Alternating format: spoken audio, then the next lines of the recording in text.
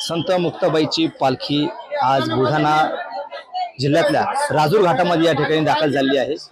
आपल्यासोबत पालखी सोहळा प्रमुख हरणे महाराज आहेत। आपण त्यांच्याशी बातचीत करणार आहोत। काय सांगाल महाराज, जवळपास 315 वर्षांची परंपरा आहे संत मुक्ताबाईच्या पालखीची। किती महत्व आहे मुक्ताबाईच्या पालखीचं?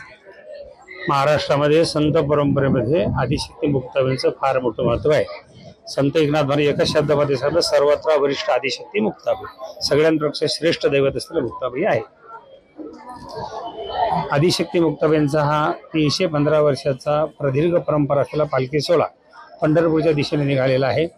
आम्ही जळगाव जिल्हा पार करून बुलढाणा जिल्ह्यामध्ये प्रवास करतो आहे। आज राजूर दुपारचा मुक्काम करून संध्याकाळच्या मुक्कामावर जेव्हा आम्ही बुलढाणा शहरामध्ये निघालो तेव्हा एक त्या दरम्यान फार मोठा एक राजूरचा घाट लागतो। त्या घाटामध्ये ट्रॅफिकच्या बऱ्याच अडचणी आहेत।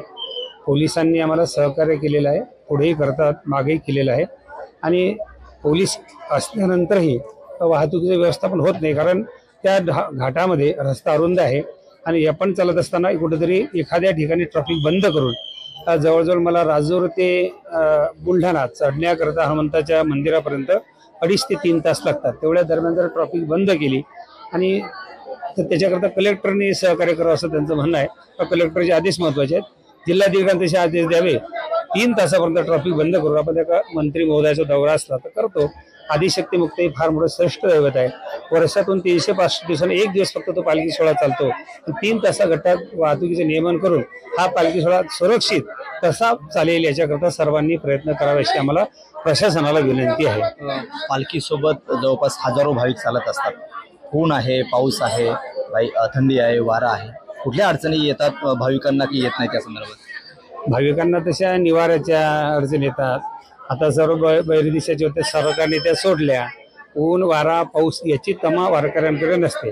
काया वाचा म्हणे जीवे सर्वस्व उदार, बाप रखमाजर विठ्ठलाचा वारीकर।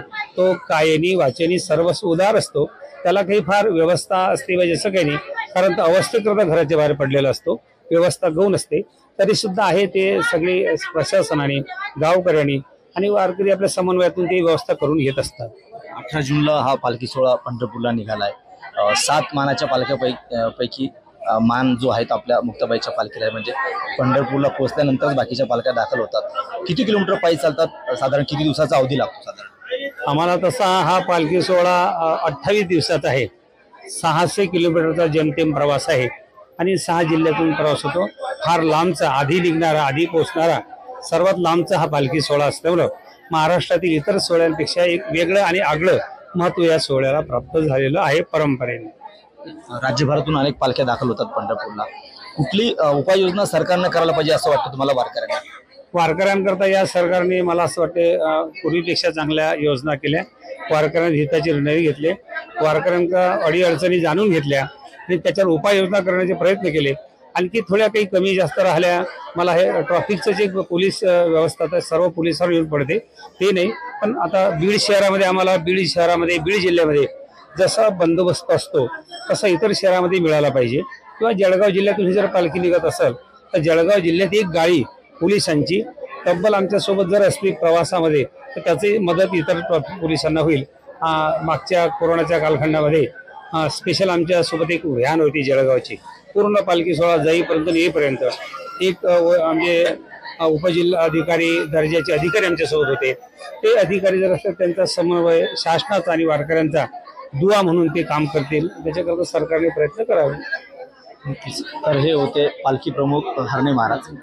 पालखी रस्त्याने जात असताना जे काही सुरक्षेच्या व्यवस्था करायला पाहिजे त्या शासनानं करायला पाहिजे, जेणेकरून ट्रॅफिकची जी समस्या असते ती या पालखीसोबत चालणाऱ्या वारकऱ्यांना या ठिकाणी भेडसावणार नाही।